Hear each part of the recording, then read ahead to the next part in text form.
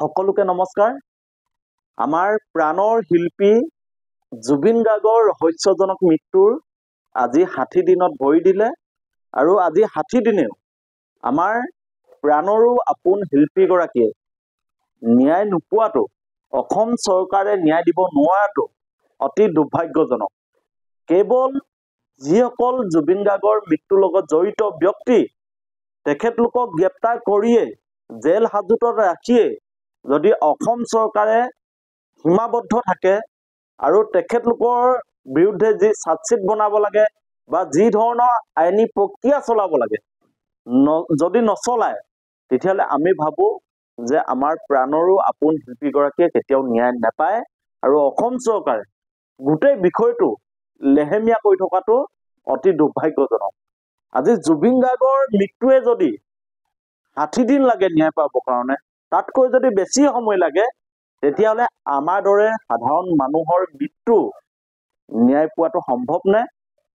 আজি জোনমণি ৰাভাই ন্যায় নাপালে, আজি বিভিন্নজনৰ এনেকুৱা ন্যায় বিষয়টোৰ পৰা আমি প্ৰথমে মাত মাতো, তাৰপিছত শেষত সকলো ফুটুকাৰ ফেন হয়।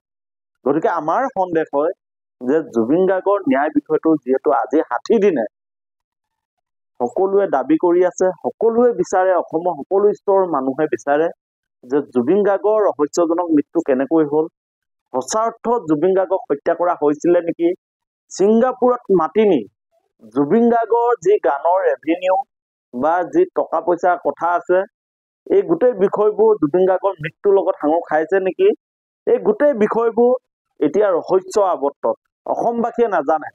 গতিকে আমি বিচাৰিছোঁ যে অসমবাসীয়ে জানক, বুজক আৰু কিয় হত্যা কৰা হ'ল, কিয় হত্যা কৰিলে, নে জুবিন গাৰ্গৰ মৃত্যু স্বাভাৱিক আছিল, এই গোটেই বিষয়বোৰ আমি জানিব লাগিব।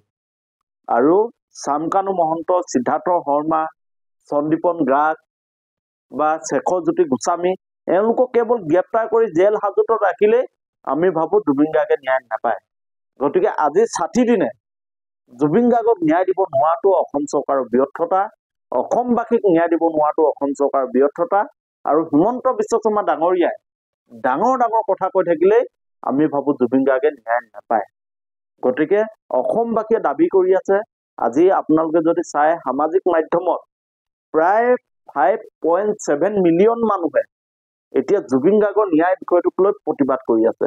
আৰু প্ৰতিদিনে প্ৰত্যেকজন মানুহে নিজৰ সামাজিক মাধ্যমত জুবিন গাৰ্গৰ ন্যায় বিষয়টোক লৈ প্ৰতিবাদ কৰি আছে। তাৰপিছতো চৰকাৰে বিষয়টোৰ পৰা আঁতৰি আছে বা যি ধৰণে গুৰুত্ব দিব লাগিছিল, চাৰ্জশ্বিট বনোৱাৰ ক্ষেত্ৰত যি খৰতকীয়া কৰিব লাগিছিল আৰু যিসকল দোষী তেখেতলোকৰ বিৰুদ্ধে কি শাস্তি হ'ব ঘোষণা কৰিবৰ কাৰণে কোৰ্টত যিহেতু চাৰ্জশ্বিট দিব লাগে, আইনী কিছুমান প্ৰক্ৰিয়া আছে, এই প্ৰক্ৰিয়াবোৰ সমাপ্ত কৰি কোৰ্টক বাধ্য কৰাব পাৰিব লাগিছিল যে আচলতে এওঁলোক দোষী, এওঁলোকৰ শাস্তি হ'ব ফাঁচী নহ'লে বা যাৱজ্জীৱন কাৰাদণ্ড। কিন্তু এই বিষয়বোৰ এতিয়া কেনেধৰণৰ কি প্ৰক্ৰিয়া যাব আমি ধৰিব পৰা নাই। আৰু সমাগত নিৰ্বাচন কেৱল নিৰ্বাচন কেন্দ্ৰিক বিষয় নহয় জুবিন গাৰ্গৰ ন্যায় বিষয়টো। গতিকে জুবিন গাৰ্গৰ দৰে এজন শিল্পীক আমি হেৰুৱাইছোঁ, যিজন শিল্পীয়ে সমগ্ৰ অসমবাসীৰ হৃদয়ত ঘৰ সাজিবলৈ সক্ষম হৈছিল, যিজন শিল্পীৰ গানেৰে সকলোকে মুগ্ধ কৰিছিল, যিজন শিল্পীৰ গান শুনি আমি আনন্দ কৰিছিলোঁ, দুখত দুখ অনুভৱ কৰিছিলোঁ, দুখৰ সমভাগী, আমাৰ সুখৰো সমভাগী, সেই শিল্পীগৰাকীক আমি হেৰুৱাইছোঁ। গতিকে জুবিন গাৰ্গ কিমান ওখ মানুহ আছিল, কিমান মানুহে ভাল পাইছিল, সকলোৱে অনুভৱ কৰিছে। আৰু জুবিন গাৰ্গৰ হেৰাই যোৱা বিষয়টো আমি ভাবোঁ আজিও কোনো মানি ল'ব পৰা নাই। আৰু সেইটো কাৰণে জুবিন গাৰ্গৰ ন্যায় বিষয়টো ইমান শক্তিশালী ৰূপত সামাজিক মাধ্যমতে হওক বা প্ৰেক্টিকেলিয়ে হওক সকলোৱে বিচাৰি আছে। গতিকে মুখ্যমন্ত্ৰীগৰাকীক আমি আহ্বান জনাইছোঁ যে জুবিন গাৰ্গৰ ন্যায় বিষয়টো আপুনি খৰতকীয়া কৰক। সঁচা অৰ্থত শাস্তি কি হ'ব সেই কথাটো অসমবাসীয়ে জানিব খোজে। সঁচাকৈ শেখৰজ্যোতি গোস্বামী, চামকানু মহন্তই, সিদ্ধাৰ্থ শৰ্মাই জুবিন গাৰ্গক হত্যা কৰিছিলে নেকি? আমাক উত্তৰ লাগে।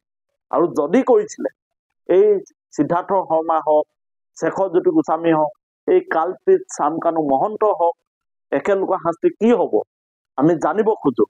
গতিকে আমাৰ কথা স্পষ্ট যে জুবিন গাৰ্গৰ মৃত্যুৰ বিষয়টো আমি ন্যায় বিচাৰো।